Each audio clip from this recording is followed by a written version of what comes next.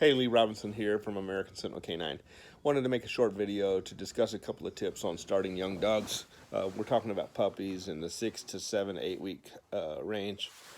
And you can, of course, this will work all the way up to any time before they're teething. But when they start getting bigger, this is a good way to get bit on the leg. So you don't really want to do this with bigger dogs. But basically, what you can do to kind of start a dog is if you have a dog in a kennel or a crate or something like that, you can take it out, and if you're dealing with a 6 or 7 or 8 week old puppy, put it out, carry it out to a yard where you're going to start training, and have a rag, some sort of burlap sack on a leash line or something like that, and take it out to an open area, set the puppy down, and then just take off running. And kind of run circles, and the dog will chase you, and if the dog has any prey drive, it'll probably start barking after a minute and kind of want to play, and you'll see this in a lot of my puppy videos.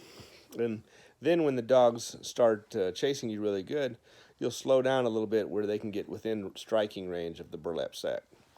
And a lot of times at that point, they'll take a grip on that sack, and if they don't really bite it when you are running, then you can stop and just kind of zigzag the rag around kind of in front of them, like maybe in a circle, spinning circles like a merry-go-round, and swing the rag around, and eventually they'll kind of grab a hold of that.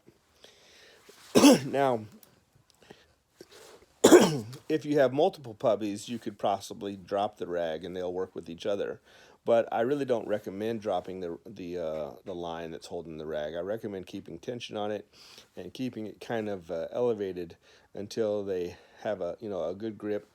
And then when if the grip slips a little bit, but they're trying to hold it, then you might, as long as they're really kind of hanging on real good, then you can kind of drop the line a little bit, not all the way down where it's slack, but far enough down that they can pull it and then jump in and re-grip. And when they jump in and re-grip, that's when you want to shake the rag a little bit or pull it or swing them a little bit. Not hard. You don't want them to fall off and get discouraged. So you just swing them a little bit, kind of like you're a rabbit, like that hurts you, and you're going to try to get away, and shake them a little bit to try to get off. And then when they own that, you just repeat the process. And so, sometimes they won't necessarily go for it the first time you go out. So you can repeat this a couple of times, and usually within 3 or 4, and certainly by 5 sessions, as long as the dog's got confident in the environment and has some prey drive, you should see this behavior start to express itself.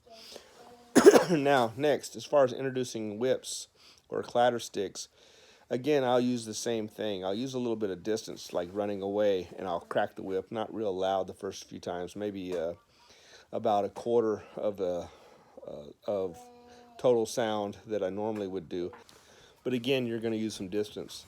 And then, if everything proceeds fine, then you might crack it a little louder, as long as you have some of that distance there. And then when they get on, you can slow down, don't crack it, let them get on the rag a little bit.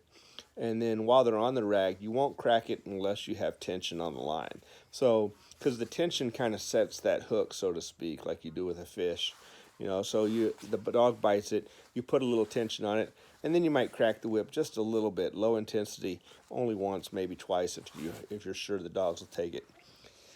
And then you work them up and get them excited. Then after that happens, then you get the dogs off the rag. If you have to sit down, pick up the pups, remove them off the rag, set them off, and then take off running again. And when you're running, you can crack that whip a couple of times and do it a little bit louder. And so the main thing here is that you build up and progress A, B, C, D. You don't go from A to Z. You don't go from 0 to 100. Just like if you're teaching a kid how to drive a car. You're going to start off at a slow miles per hour and just build your way progressively. And that's important when you're trying to build the dog's confidence. And always, whenever you're going to incorporate sounds, use a little distance and combine it with some prey drive. So you're running and they have to chase you, so they're in a forward mindset when you're exposing them to these things. Another thing is when you're going to test them a little bit, put tension on the line, so they're kind of in that mindset of, I got it. All right, and then that's when you're going to introduce it to them. You can also incorporate a few stick hits, like tap them gently while they have tension on the line. Nothing hard, just build it progressively. And this is how we like to start new pups. And then, of course, if you don't work them too long, and they're not hot and tired and super thirsty where they're going to drink a lot and get bloated. As long as you've kept it short sessions, 5 or 10 minutes, and then you take them back to the kennels and let them get a small drink of water if they choose to. And again, we're talking about short sessions, so the dog should not be hot and tired. And if they're not hot and tired, you can give them a little bit of food, and it kind of feels like they've been hunting. This is what my approach is with young dogs, okay? But again, don't overfeed them and don't let them overhydrate, because we're assuming that you haven't overexerted the dogs. So there's a few tips on raising young pups and building some prey drive. Y'all have a blessed day.